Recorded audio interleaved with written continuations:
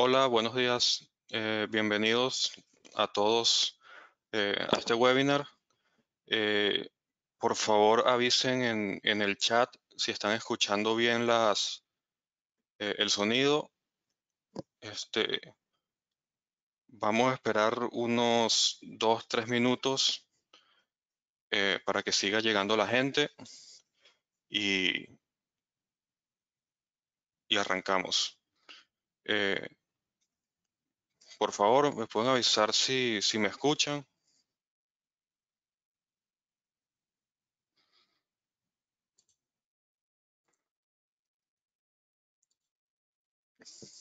Hola, hola.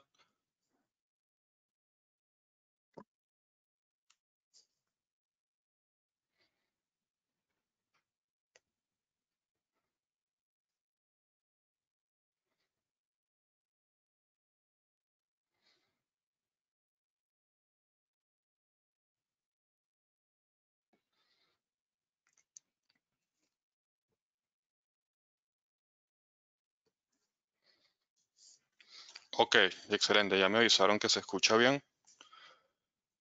Bueno, vamos a esperar unos 2 minutos, 3 minutos para que llegue más gente y empezamos.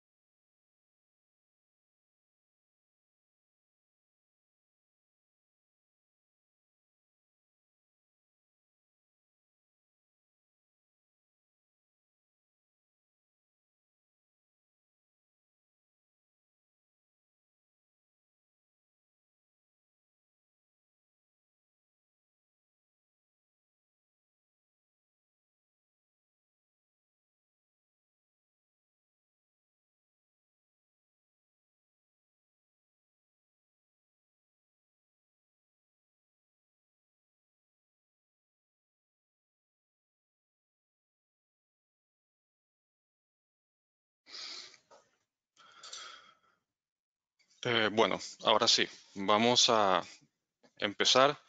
Bueno, bienvenidos a todos a este webinar de soluciones analíticas, analítica del Pacífico y Grupo Analítico Centroamericano, representantes de Thermo Scientific en Argentina, Perú, Panamá y Guatemala. Mi nombre es Gonzalo Valdivieso, soy licenciado en Química y magíster en Química y me desempeño como Product Manager para las líneas molecular y elemental de estas empresas. Eh, Al final, aquí pueden ver, no sé si ven en la plataforma hay una sección para preguntas. Pueden ir haciendo allí las preguntas que tengan y al final las responderemos.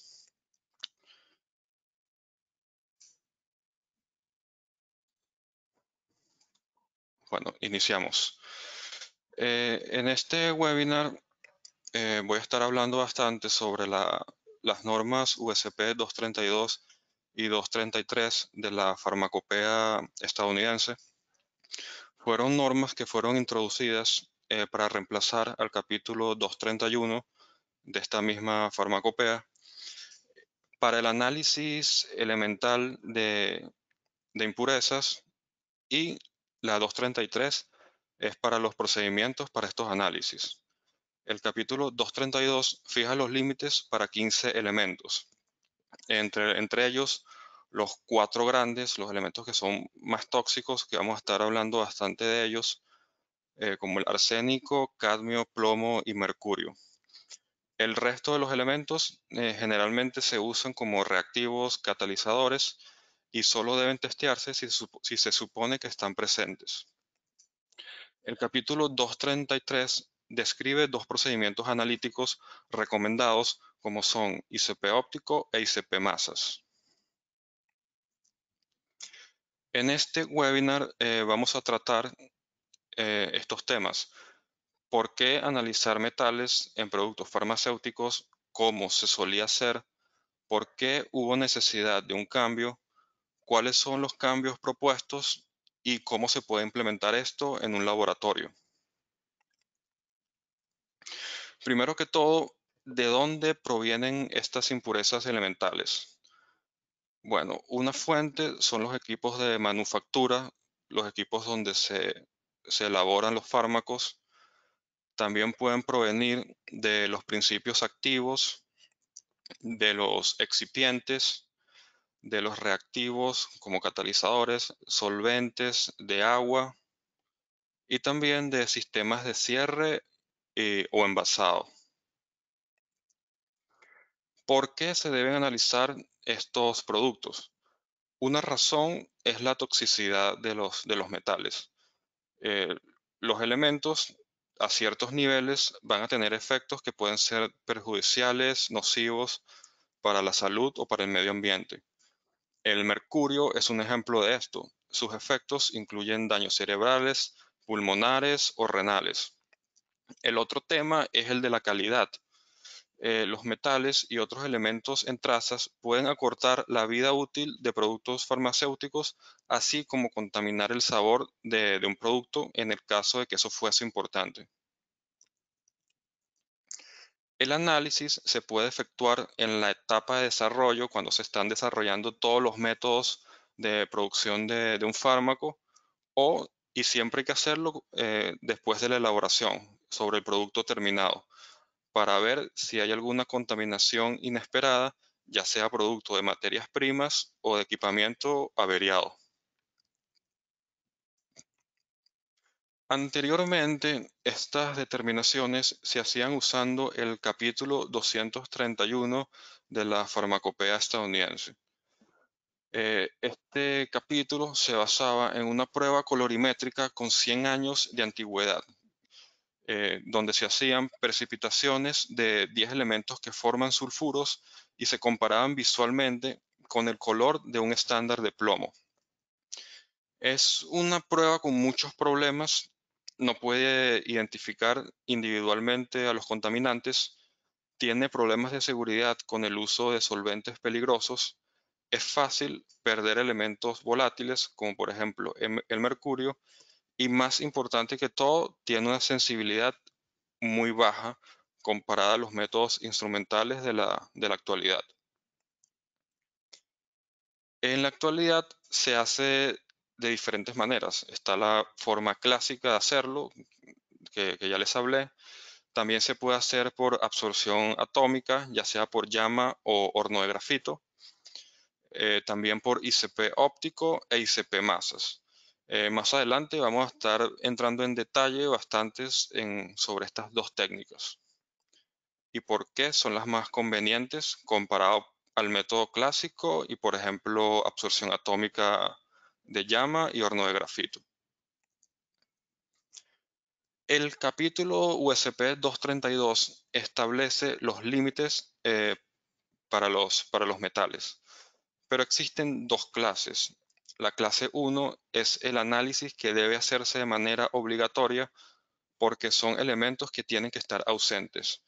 Eh, por ejemplo, el arsénico, mercurio, cadmio y plomo. Estos son elementos que son tóxicos a humanos y también presentan peligros ambientales. La clase 2 son elementos de menor toxicidad y solo se requiere hacer el análisis si estos elementos han sido agregados o usados en el proceso de manufactura. En esta tabla vemos los elementos listados en la norma. Estos cuatro son los cuatro elementos más tóxicos: arsénico, cadmio y plomo. Aquí vemos listados algunos de los límites. Vemos diferentes límites cuando se tienen dosis orales y dosis parenterales. Esto es porque se considera en las dosis orales una disponibilidad, una biodisponibilidad de más o menos un 10%. Eso quiere decir que solo el 10% termina siendo absorbido. En cambio, en las parenterales se toma en cuenta un 100%. Uno podría pensar que acá, al tener límites más bajos, los análisis son más complicados, pero es lo contrario. En las dosis orales es más difícil, se puede complicar más los análisis porque como estos son tabletas, o polvos, fármacos de ese tipo, se requieren en la mayoría de los casos hacer digestiones, ya sea por microondas o por métodos clásicos, que van a requerir muchas diluciones de la muestra.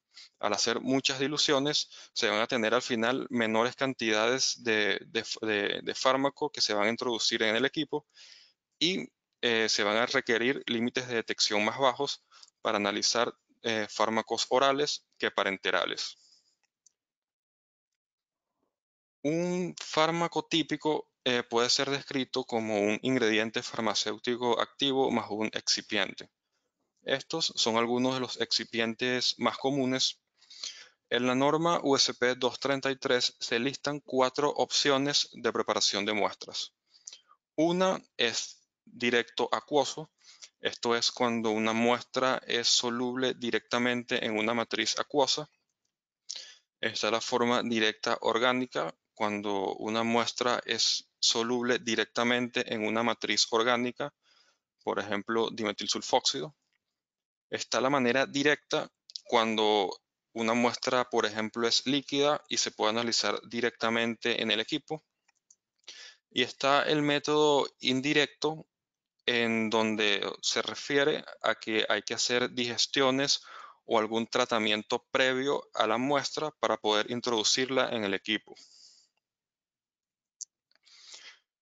Nosotros en nuestras empresas, además de ser representantes de Thermo Scientific en estos 4 países, también somos representantes de una marca canadiense de digestores llamada Quastron Technologies.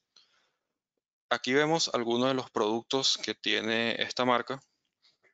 La norma recomienda hacer el análisis, o sea, hacer la digestión por microondas, que son estos 2 equipos que vemos acá. Acá vemos lo que podríamos llamar como los métodos clásicos de digestión. Este equipo, el Q-Plate, es lo que es una plancha o un calentador clásico, donde la muestra se digiere en un recipiente abierto. Acá lo mismo, solamente que estos son como unos bloques en donde cada vial se puede controlar la temperatura de manera individual, las condiciones en que se está haciendo la digestión. Pero estos 2 métodos tienen el problema de que son recipientes abiertos. Pueden ocurrir contaminaciones entre las muestras o contaminación del ambiente a la muestra. Se puede dar la pérdida de elementos volátiles y también con solamente temperatura, estas digestiones suelen tardar bastante. Dependiendo de la muestra que se tenga o lo compleja que sea, pueden ser horas, dependiendo de la muestra, 6, 8, 10 horas para realizar una digestión. También en muchos casos requiere el uso de diversos ácidos, mezcla de ácidos, y ese no es el caso de las digestiones por microondas. Acá vemos estos 2 equipos. Acá se pueden hacer las digestiones en recipientes cerrados. Al ser por microondas, eh, los tiempos de digestión son mucho menores. Puede durar media hora, 1 hora, comparada con las horas que duraban con los métodos tradicionales. Entre algunas de las ventajas es que, bueno, tiene condiciones controladas y reproducibles. La pérdida del analito es mínima comparado con los recipientes abiertos. Se pueden digerir muestras problemáticas. Generalmente es suficiente usando un solo ácido, como el ácido nítrico. En cambio, en los recipientes abiertos hay que usar generalmente mezcla de ácidos. Se puede usar también como un digestor simplemente dimetilsulfóxido acidificado. O sea, esto facilita mucho las cosas con respecto a los métodos tradicionales y es lo que se recomienda en la norma USP 233.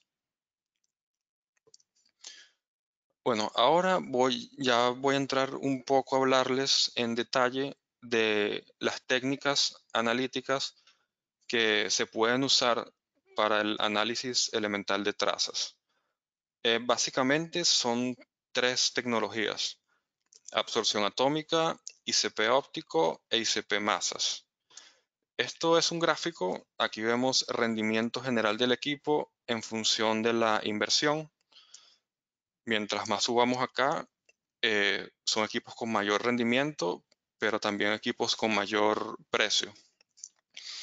Este es un equipo de absorción atómica básico de llama. Estos dos son de las series ICE 3000 de Thermo Scientific. Con llama, los límites de detección son apenas en el rango de los ppm. No es adecuado para ninguno de estos análisis. Cuando se hace con generación de hidruros, sí se llegan a límites de detección más bajos y el equipo se vuelve un poco más adecuado para algunos análisis. Sin embargo, absorción atómica, y aquí también incluyo el horno de grafito, que el horno ya tiene límites de detección por debajo de partes por billón. Estas dos técnicas son lentas, son secuenciales, o sea, no pueden hacer, solamente pueden hacer un elemento a la vez. En el caso del horno de grafito, que sí tiene límites de detección eh, mejores por debajo de partes por billón, es una técnica muy lenta. Cada muestra puede tardarse entre 5 a 8 minutos. Dependiendo de la productividad del laboratorio, va a haber complicaciones, porque no es un equipo que pueda hacer muchas muestras al mismo tiempo ni determinar más de un elemento a la vez. Con el ICP óptico tenemos límites de detección parecidos al horno de grafito. Sin embargo, ya es una técnica multielemental. Puede determinar más de 60 elementos al mismo tiempo. Es una técnica rápida. Dependiendo del modelo que tengamos, se pueden hacer más de 500 muestras por día. Y bueno, ya para un laboratorio farmacéutico que quiera hacer estos análisis, ya es un equipo bastante productivo. Y el equipo de la gama más alta sería el ICP Masas. En este caso vemos aquí el ICAP RQ. Es un equipo con límites de detección muchísimo más bajos, eh, que puede llegar hasta los partes por trillón. Y es un equipo mucho más versátil y tan bueno, igual que el ICP óptico, sigue siendo un equipo multielemental y muy rápido.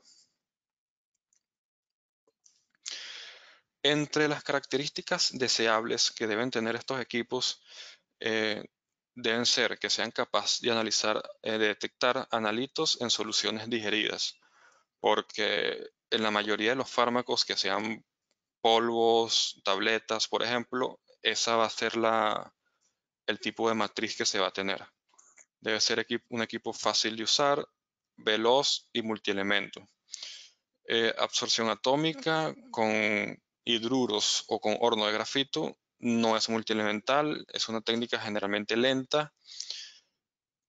Los límites de detección son aceptables, están por debajo de partes por billón. Tiene una alta tolerancia a la matriz y es un equipo relativamente moderado con respecto a la facilidad de uso. ICP óptico, como ya les había comentado, tiene capacidad multielemental, más de 60 elementos al mismo tiempo. Es un equipo muy rápido, con límites de detección en el rango de partes por billón, una alta tolerancia a la matriz y es un equipo de muy fácil operación. Con respecto a esto de alta tolerancia a la matriz, me refiero a que en estos dos equipos se pueden introducir lo que llamamos muestras sucias, que tengan una alta cantidad de sólidos disueltos, como por ejemplo de 20 a 25% de sólidos disueltos. En el ICP masas esto no se puede, y ya más adelante les voy a dar la razón por qué. Generalmente solo se pueden de 0.5% de sólidos disueltos. Pero bueno, este equipo es el que va a tener los límites de detección más bajos, hasta partes por trillón. Puede determinar incluso más elementos que el ICP óptico y también es un equipo con una velocidad de análisis muy rápida.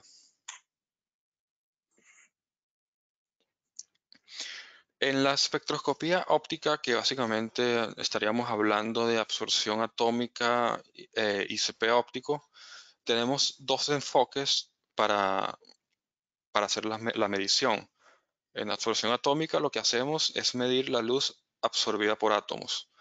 En ICP óptico, el plasma va a excitar a los átomos. Estos van a llegar a un nivel alto de energía. Cuando se relajen, van a emitir luz, que es la que va a ser detectada por nuestro equipo. La intensidad de la luz, ya sea absorbida o emitida, va a ser proporcional al número de átomos presentes en la muestra. Esto es lo que nos va a permitir hacer la cuantificación de la misma. Ahora les voy a hablar un poco sobre la teoría detrás de estas técnicas, comenzando por qué es un plasma. El plasma se forma cuando un gas contiene una cantidad significativa de iones y electrones libres. En el caso de los equipos, pueden alcanzar temperaturas de 6000, 8000 grados Kelvin. Un relámpago es un ejemplo de un plasma de alta energía. Aquí vemos la antorcha, que es donde se forma el plasma en estos equipos.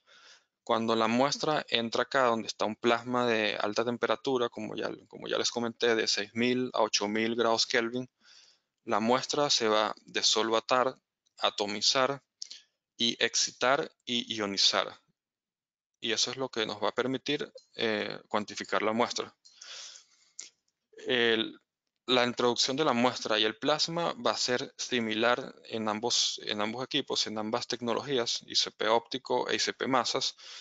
Básicamente la diferencia va a ser después cómo se va a cuantificar lo que está pasando. En el ICP óptico, yo lo que voy a cuantificar son los fotones emitidos por la muestra con todo un sistema óptico. Y luego mi detector me va a dar mi detector y sistema de procesamiento de datos me va a dar los resultados. En el ICP masas, esos fotones a mí no me interesan, de hecho eso los desecho, los aparto. Lo que me interesa son los iones para poder medir o filtrar todas las especies que tengo por su relación masa-sobrecarga. Eso se hace por medio de un cuadrupolo que va a separar las diferentes especies que tengo en mi muestra. Y al final, cuando llegan al detector, también voy a obtener un resultado. Es de destacar que estas dos tecnologías usan el mismo software, el software QTegra y SDS. Es un software muy amigable para los usuarios que permite el desarrollo de métodos, trabajar en flujos, o sea, hacer workflows, flujos de trabajo que facilitan mucho operar el equipo y el procesamiento de los datos. Ahora me voy a enfocar un poco en el ICP óptico. Este equipo tiene muchas ventajas. Una de ellas es que es un equipo muy sencillo de usar, de aprender y de mantener. Tiene capacidad multielemental rápida. Tiene un plasma robusto y flexibilidad para muestras de diferentes matrices.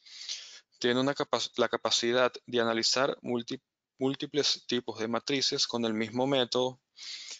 Los equipos de termo tienen la opción de tener un equipo que llamamos el equipo dúo, que tiene la opción de ver la observación del plasma axial o radial. Esto tiene que ver cómo se observa la luz emitida por la muestra.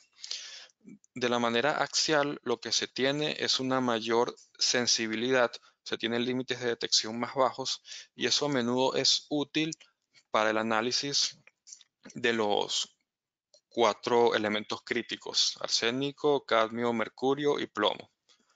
Adicionalmente, es muy fácil el manejo de diferentes matrices con diferentes kits de introducción de muestras que están disponibles.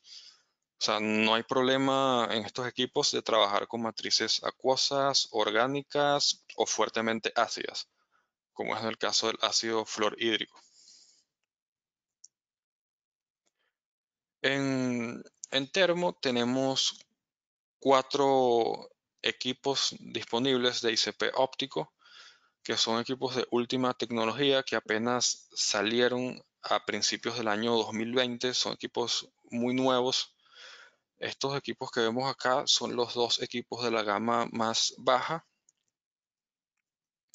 Estos, el iCap Pro XP y iCap Pro XPS, son los equipos de mayor productividad, aunque tengo que destacar que los 4 equipos tienen los mismos límites de detección, porque de hecho tienen el mismo, o sea, la misma antorcha, el mismo sistema óptico, el mismo detector.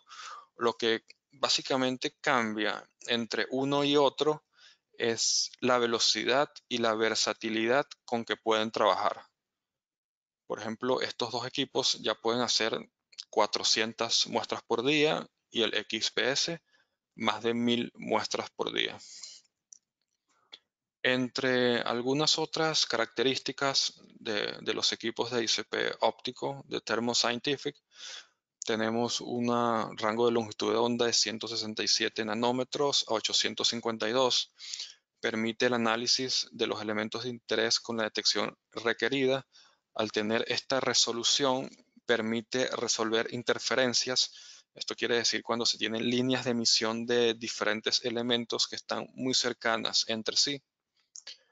El generador de radiofrecuencia de 27 MHz permite la generación de un plasma muy robusto para el análisis de muestras difíciles.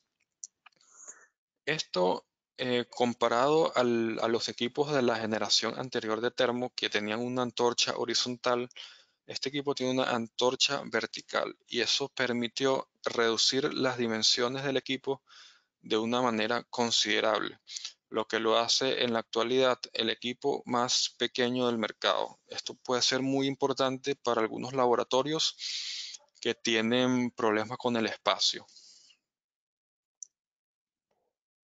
Acá vemos una función de estos equipos que se llama full frame.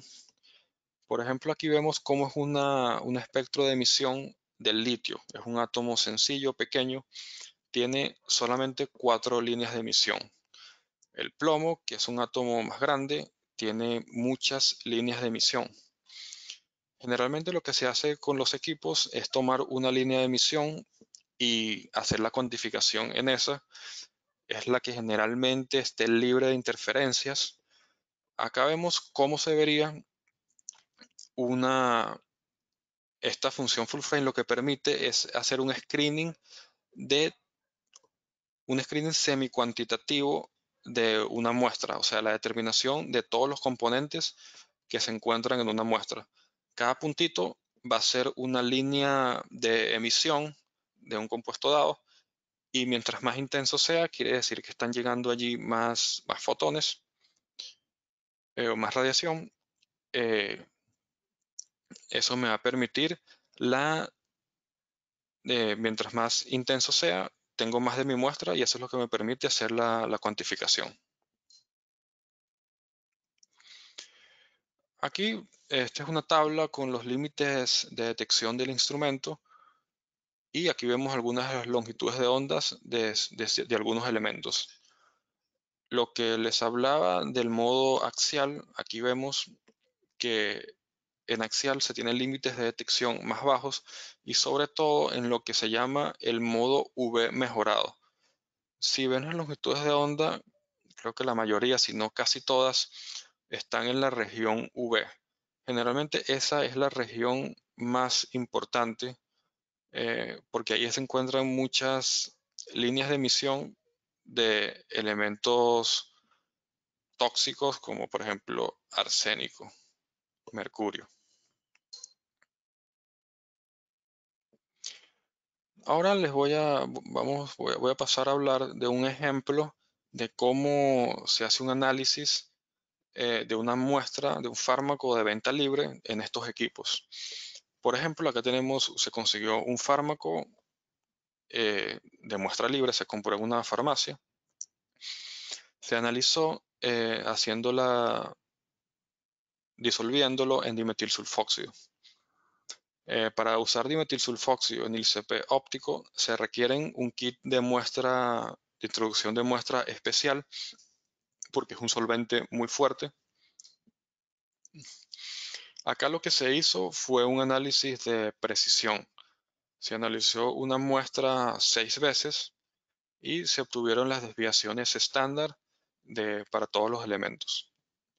Como podemos ver, en la mayoría de los casos está por debajo de 2% la desviación estándar, lo que está muy por debajo de los criterios de aceptación de la USP. Otro ejemplo, en este caso es una muestra que hay que digerir en microondas. En este caso se obtuvieron localmente 4 productos de venta libre. Las muestras se pesaron en viales de vidrio descartables. Se agregó ácido nítrico concentrado. Se realizó la digestión por microondas. Cuando la temperatura ya estaba más baja, el digerido se transfirió a un vial y se completó con 50 mililitros de ácido clorhídrico 1%. Y luego las muestras se diluyeron, bueno, se usaron diferentes factores de dilución de hasta 100 hasta 1000 para el análisis. Acá vemos un ejemplo de uno de esos fármacos analizado por triplicado. Acá vemos el límite de detección del método. Para esto lo que se hizo fue analizar 10 veces un blanco y la desviación estándar se multiplica por 3. Acá vemos que los límites de detección del método son 10 veces más bajos en la mayoría de los casos, o al menos 10 veces más bajos que los límites listados en el capítulo de control en la USP 232. También vemos acá muy buena precisión entre muestras. Aquí en el caso del arsénico vemos un resultado un poco elevado. Cuando, por ejemplo, este es un fármaco que requiere 2 dosis al día de 10 gramos, o sea que el paciente va a consumir 2 veces al día 10 gramos. Si multiplicamos este valor que nos dio por 2 y por 10, nos va a dar que ese paciente o esa persona que estaba consumiendo este fármaco consumió casi 60 microgramos de arsénico en un día. Esto está muy por arriba del límite de 15 microgramos. Aquí es donde radica la importancia de estos análisis. Aquí quería hacer un paréntesis para hablar específicamente de eso, de lo que está, porque en nuestros países, en Latinoamérica, son muy pocos laboratorios los que están haciendo estos análisis. Estamos muy atrasados con respecto a lo que se está haciendo en Estados Unidos o en Europa, donde ya es obligatorio el cumplimiento de algún tipo de norma para el análisis de trazas metálicas en fármacos. En Latinoamérica son pocos los sitios que se hacen. La legislación se va a tener que poner al día en algún momento porque se ha demostrado que hay fármacos que estamos consumiendo que tienen niveles que están por arriba de los listados en la norma. Y esto es algo dañino para la salud en el largo plazo. Bueno, ahora voy a pasar a hablar un poco sobre ICP masas. Ustedes se preguntarán si el ICP óptico es un equipo que tiene todas las ventajas, puede hacer estos análisis sin ningún problema. ¿Por qué debemos siquiera molestarnos con el ICP masas? Bueno, la razón es que este equipo tiene límites de detección muchísimo más bajos, hasta 1000 veces más bajos que los listados en la norma. Tiene un mayor rango dinámico, es un equipo que tiene una interfaz directa a técnicas de especiación, o sea que puede acoplarse con diferentes equipos. De eso lo voy a detallar un poco más adelante. Con el ICP óptico, para la mayoría de los casos, va a estar bien.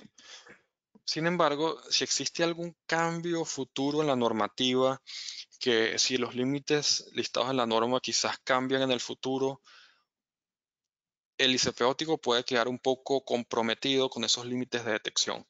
En cambio, el ICP masas, seguro que va a estar a prueba de cualquier cambio, porque los límites de detección son tan bajos que cualquier cambio que se realice en la norma no va a haber ningún problema con este equipo. Este es una comparación entre las 4 técnicas. Aquí vemos en el ICP masas como tiene el mayor rango dinámico, llegando a límites de detección por debajo de partes por trillón. ICP óptico es más o menos comparable al horno de grafito con respecto a los límites de detección. Pero bueno, como ya les hablé, el ICP óptico tiene muchas más ventajas. Y Llama tiene límites de detección que apenas están por debajo de ppm. Voy a ahora hablarles un poco sobre cómo funciona el ICP masas. En este caso particular, en este webinar me voy a enfocar en el equipo de cuadrupolo sencillo, el equipo el ICAP RQ para Thermo Scientific. La, la mayoría de las marcas de instrumental analítico tienen equipos de cuadrupolo sencillo y el otro equipo, que es un equipo de una gama más alta, es el equipo de triple cuadrupolo. Para esta aplicación, en realidad no hace falta ese equipo. Ese equipo es más que todo para resolver interferencias complicadas. Para esta aplicación, con el cuadrupolo sencillo es más que suficiente. Acá vemos un esquema del equipo. Este es el sistema de introducción de muestras. Aquí vemos unos tubos. Aquí hay una bomba peristáltica, que es la que va a introducir la muestra en el equipo. Esto es la antorcha. Aquí vemos la bobina de inducción. Aquí se genera el plasma. Y aquí está la interfase, eh, que es algo muy importante del equipo. Y aquí, si se recuerdan lo que les había hablado antes cuando estaba hablando de la tolerancia a las matrices, esta es la razón por la cual no se pueden introducir muestras con un alto porcentaje de sólidos disueltos a estos equipos. Acá tenemos una región que está a presión atmosférica, que es donde está el plasma. Acá todo esto está al vacío. Esta interfase son unos conos que tienen unos orificios muy chiquitos y por allí es donde va a pasar el chorro o el rayo de iones que está generando el plasma, que es lo que me interesa analizar. Y, y esos orificios son muy pequeños y por eso es que no se pueden trabajar con muestras con un alto contenido de sólidos. Hay formas de, de poder trabajar con estas muestras. Por ejemplo, Thermo tiene un accesorio, una opción llamada dilución por gas argón, que se hace una dilución en esta muestra, en esta región con gas que puede diluir la muestra en el sitio y llevarla hasta que acepte hasta 3-4% de sólidos disueltos. Y como los límites de detección de estos equipos son tan bajos, también está la opción de tener autosamplers, eso sin problema se pueden acoplar acá, autodilutores que pueden diluir la muestra hasta llevarlas a que tengan porcentajes de sólidos disueltos adecuados que se puedan analizar en el equipo. Y bueno, siguiendo en los componentes del equipo, vamos a esto que se llama el Rapid Lens. Acá en este equipo no nos interesan los fotones, no nos interesan las moléculas neutras, por ejemplo, del argón, porque no todo el argón se va a ionizar, alguno va a quedar como gas argón.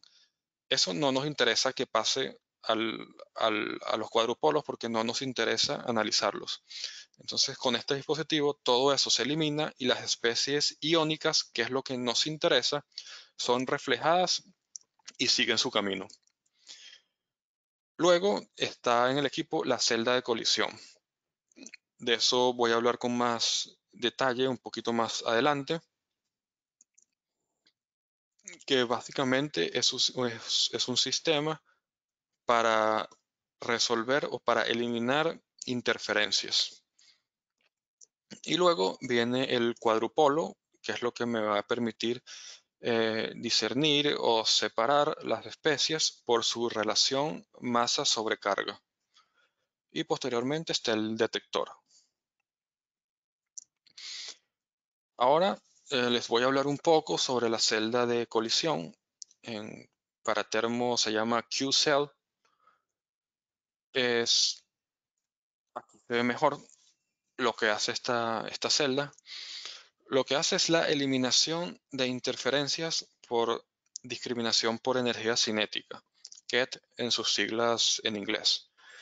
Este es un ejemplo del arsénico. Por ejemplo, yo tengo el arsénico que tiene una relación masa-carga de 75 y yo tengo una matriz compleja y en el plasma se van a generar una cantidad de aductos que son aductos inestables, pero son lo suficientemente estables para interferir con mi analito. Por ejemplo, tengo esta especie de argón y cloro o esta de calcio, que también, al igual que el arsénico, tienen una relación masa-carga de 75. O sea, si yo no elimino esto antes de llegar al cuadrupolo, voy a ver una señal como si todo fuese lo mismo. Entonces, yo necesito eliminar esto. Allí es donde viene la utilidad de esta discriminación por energía cinética. Este es como el método más sencillo de eliminar interferencias. Hay otros, pero que ya esos están disponibles para el equipo de triple cuadrupolo. Para el equipo de cuadrupolo sencillo, esta es la opción que tenemos. ¿Qué es lo que hacemos acá? Yo tengo, por ejemplo, en el ejemplo del arsénico, tengo arsénico y tengo esta especie.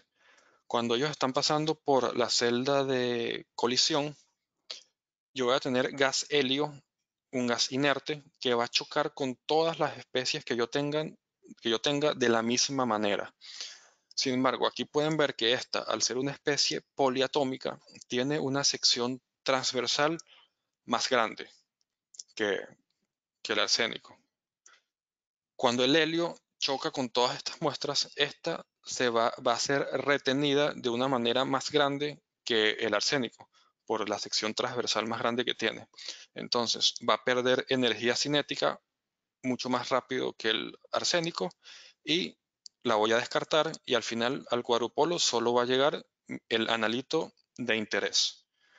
Lo mismo, vemos acá otros dos ejemplos con el vanadio. Tengo vanadio que tiene una relación masa-sobrecarga de 51. Esta especie también tiene una relación masa-carga de 51, pero tiene una sección transversal más grande. Entonces, al ser impactada por moléculas de helio, por átomos de helio, eh, va a disminuir su energía cinética y voy a poder eliminar esta interferencia del vanadio. Y lo mismo, otro ejemplo acá del mercurio 202 y esta especie de wolframio. Estos equipos los accesorios son relativamente o bastante fáciles de usar, de hacer mantenimiento, de limpiar. Aquí vemos lo que es el nebulizador, cámara de nebulización y antorcha. La muestra entra por el nebulizador, va a pasar a la cámara de nebulización.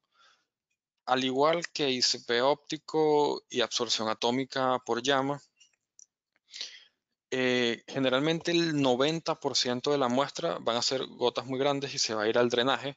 Lo que en realidad vamos a analizar son las gotas más finas, alrededor del 10% suele ser, que van a seguir hasta la antorcha y van a poder ser analizadas en el equipo.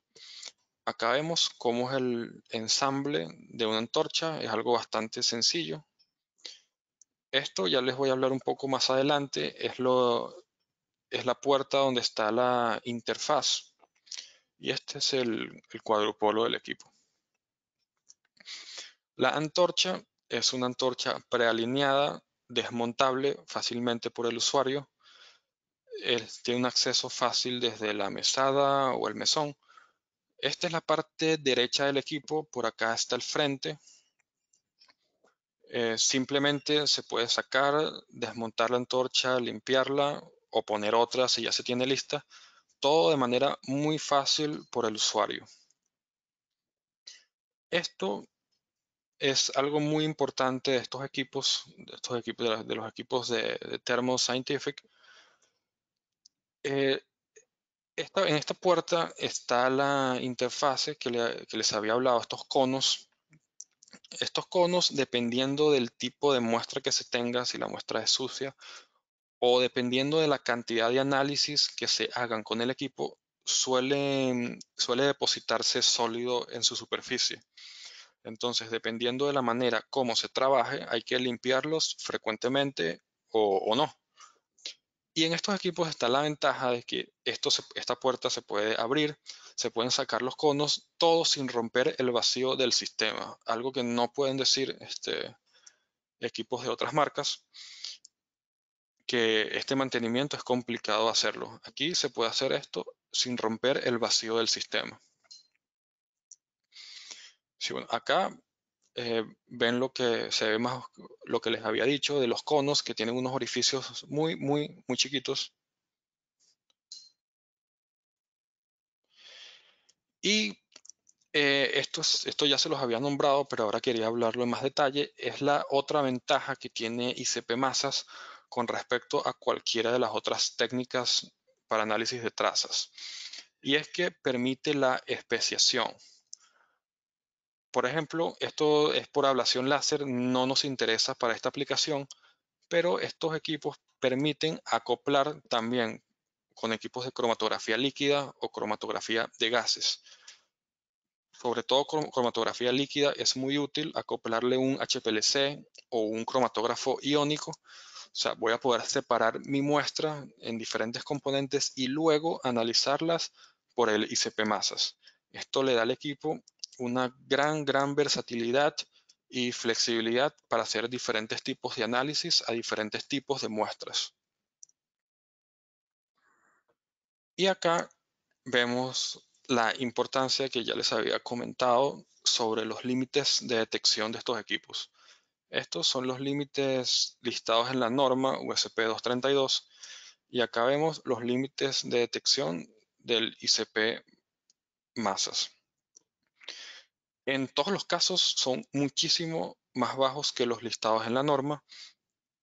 Pueden ser hasta 25.000, 30.000 veces más bajos. Esto, de ahí radica la importancia de que cualquier cambio en la normativa que exista en el futuro, este equipo va a estar a prueba de ello.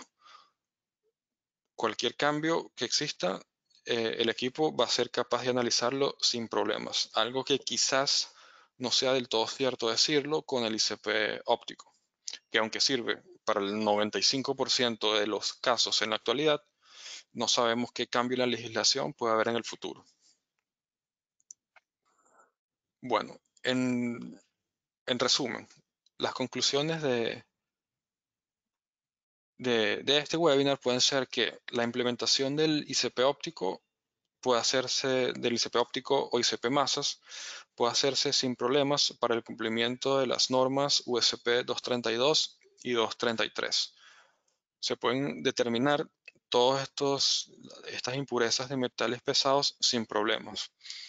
Desarrollos recientes han simplificado mucho la experiencia del usuario, aumentado el rendimiento y reducido el mantenimiento. Y los avances del software también ofrecen un desarrollo de métodos intuitivo y aseguran el cumplimiento de la norma.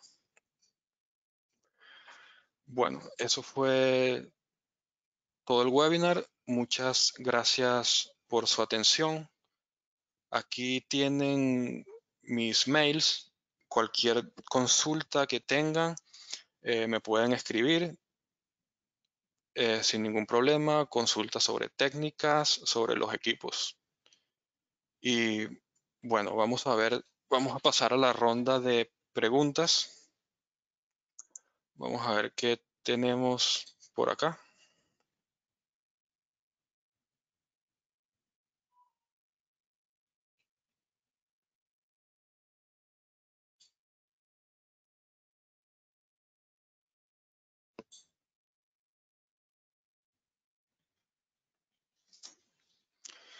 Vamos a ver.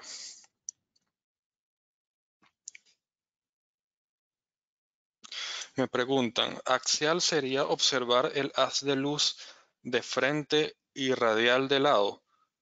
Sí, correcto. O sea, axial sería de frente, tiene en estos equipos, en los equipos de ICP óptico, tendría como unos espejos arriba de la antorcha que van a desviar el haz hacia el sistema óptico, y en el caso del equipo radial lo tiene al lado. O sea, lo tiene de un lado de la antorcha, y como en el caso de axial es como que el paso óptico es más largo, me va a permitir alcanzar sensibilidades más bajas.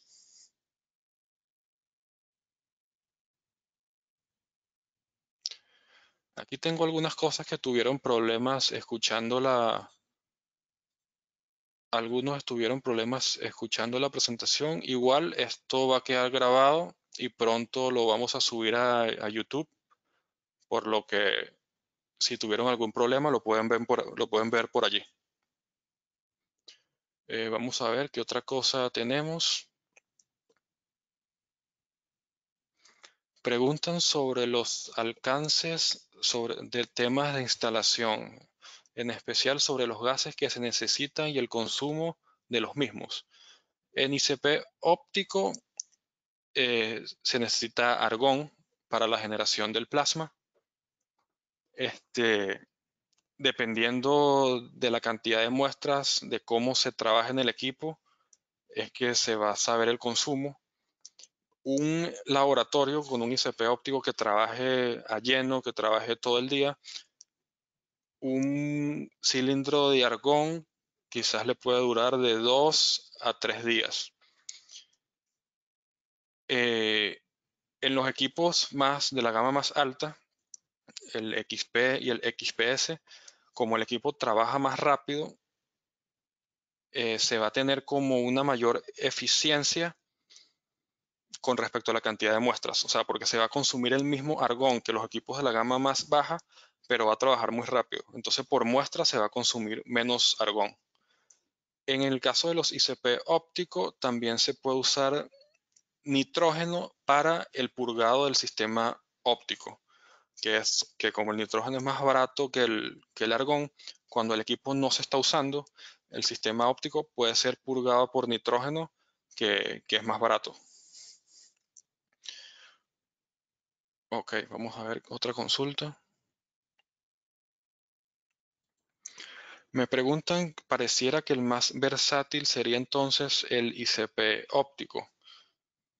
No, en realidad los dos son equipos muy versátiles.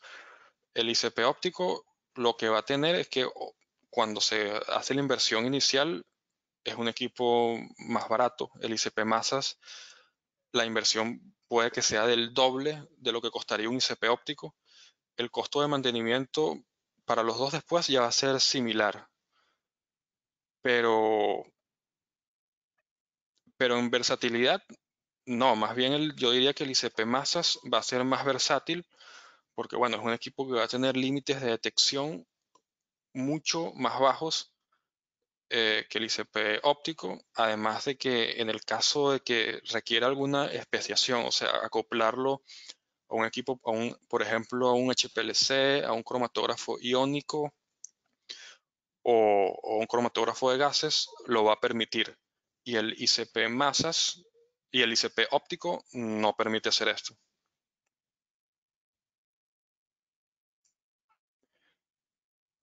Para ver, otra pregunta.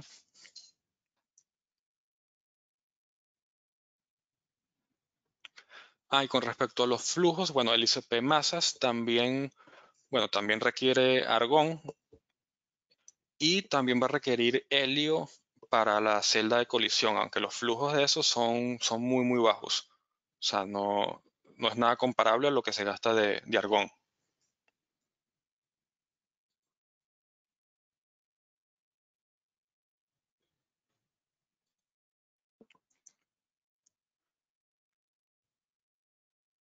Para ver cuáles son los costos en sus versiones más simples. Eh, Eso ya, bueno, eso va a depender mucho también de los impuestos de cada país y eso, pero ICP óptico generalmente va a estar en el rango entre más o menos 120.000 e ICP masas probablemente por arriba de los $200.000, más o menos.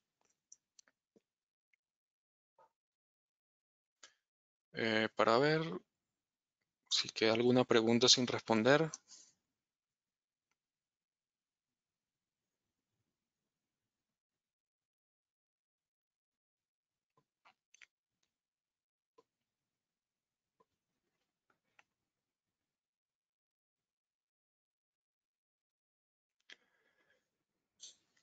Bueno, creo que ya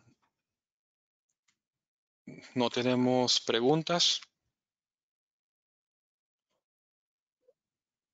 De todas maneras, bueno, aquí tienen mis mails. Cualquier duda adicional que tengan,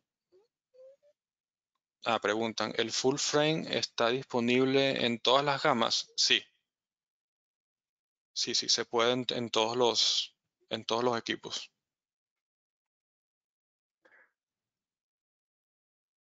Bueno, aquí también tengo otra pregunta. Preguntan el costo por muestra de ICP óptico versus absorción atómica por horno de grafito, me imagino que se refieren. Esto es medio complicado calcularlo porque el ICP óptico, o sea, tiene la ventaja de que puede hacer, o sea, mientras más muestras se trabaje, más barato va a salir. O sea, mientras con más velocidad se trabaje, mientras más muestras se hagan en el ICP óptico, más barato sale. O sea, absorción atómica por horno de grafito es un equipo que tiene los consumibles que además están, eso no lo hablé, pero bueno, si algunos de ustedes conocen la técnica, saben que el horno de grafito usa de, unas cubetas que es donde se deposita la muestra y es donde se hace la atomización. Estas son cubetas que hay que cambiarlas cada cierto tiempo. Hay diferentes tipos. Thermo tiene algunas que duran mucho tiempo, que pueden durar hasta 2.000, 5.000 usos, dependiendo de la muestra y las condiciones con las que se trabaje. Pero yo diría que por muestra siempre va a salir más barato un ICP óptico porque se pueden hacer muchísimas muestras además de que se pueden determinar muchos elementos al mismo tiempo. En cambio, en absorción atómica solo se puede determinar un elemento a la vez. Otra pregunta acá, ¿el suministro de los repuestos y gases está garantizado por el distribuidor? No, los repuestos, sí, nosotros vendemos igual cualquier repuesto que haga falta para el equipo, está garantizado por Thermo Scientific. Los gases, no, los gases son, los gases tienen que ser suministrados por el usuario. En un principio, si para la instalación inicial el cliente lo requiere, no hay problema. Nosotros podemos proveer los gases, pero después generalmente el que se encarga de eso es el cliente.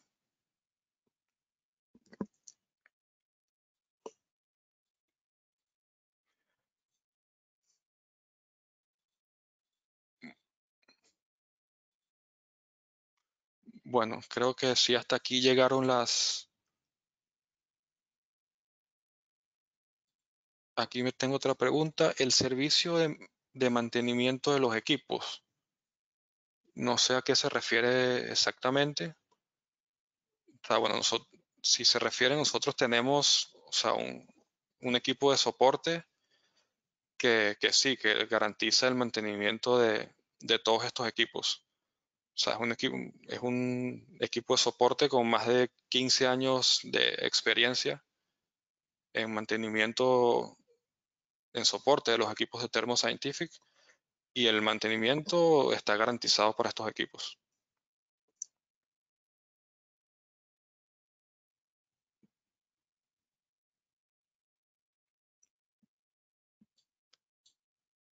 Bueno, muchas gracias por su atención.